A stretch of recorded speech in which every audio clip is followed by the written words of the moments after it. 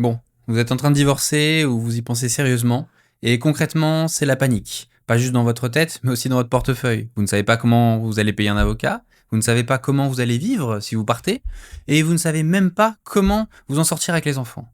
Si c'est votre cas, sachez que vous n'êtes pas seul dans cette galère, et surtout qu'il y a des aides concrètes auxquelles vous avez sûrement le droit. Et le problème, c'est que personne ne vous en parle. Alors, je vais prendre le temps de tout vous expliquer. Parce qu'il y a beaucoup de femmes et d'hommes qui vivent sans silence. Pendant le mariage, c'était monsieur ou madame qui gérait l'argent et peut-être que vous avez mis votre carrière entre parenthèses pour pouvoir vous occuper des enfants. Vous avez peu de revenus, voire pas du tout, et quand le divorce arrive, la dépendance financière, ça devient vraiment un boulet. Certaines femmes restent même dans des couples où ça va mal, simplement parce qu'elles pensent ne pas avoir les moyens de partir. C'est un piège, et c'est exactement pour ça qu'il existe des aides.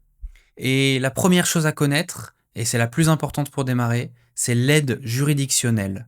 Derrière ce mot un peu compliqué, le principe est très simple. Si vous gagnez peu d'argent, l'État peut payer votre avocat en totalité ou en partie selon vos revenus.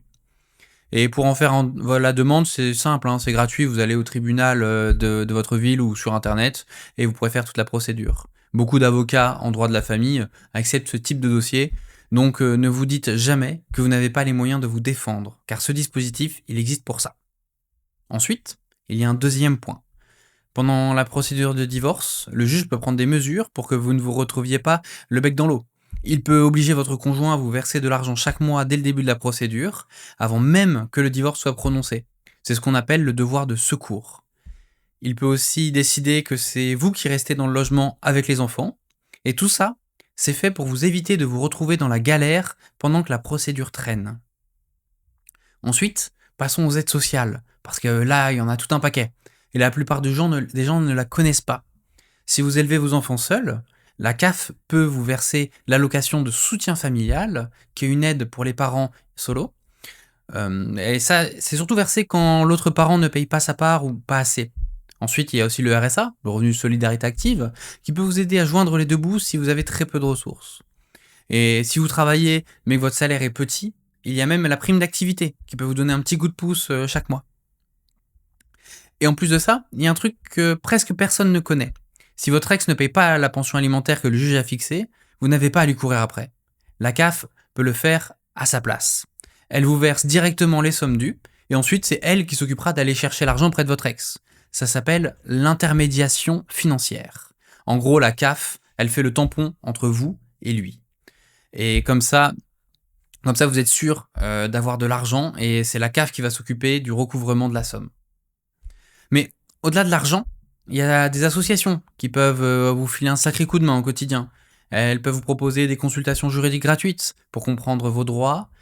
Elles peuvent vous proposer aussi du soutien psychologique. C'est pas toujours facile de tenir le coup, voire même de l'aide pour remplir les papiers, parce qu'on sait pas toujours par où commencer.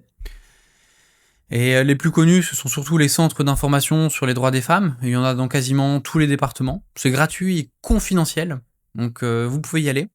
Il y a aussi les maisons de justice et du droit où vous pouvez avoir un avocat, ou du moins le conseil d'un avocat sans rien payer. Enfin, si vous subissez des violences conjugales, là, c'est encore une autre paire de manches. Appelez le 3919, c'est gratuit, c'est anonyme et c'est ouvert tous les jours. Des professionnels peuvent vous orienter vers un hébergement d'urgence si vous devez partir vite, vers un avocat spécialisé et vers des associations locales près de chez vous. Le juge peut aussi prononcer une ordonnance de protection qui oblige votre conjoint à quitter le domicile et qui organise la situation des enfants dans l'urgence. Vous n'avez pas à rester, il y a des gens pour vous aider à partir. Ne restez pas dans une relation qui est toxique où il y a de la violence. Car le logement, c'est souvent la plus grosse angoisse. Alors, il faut en parler. Si vous devez quitter le domicile conjugal, vous pouvez faire une demande de logement social et les femmes qui divorcent avec des enfants passent très souvent en priorité. Les aides au logement de la CAF, l'APL ou la LS peuvent aussi vous enlever une sacrée épine du pied en couvrant une bonne partie du loyer.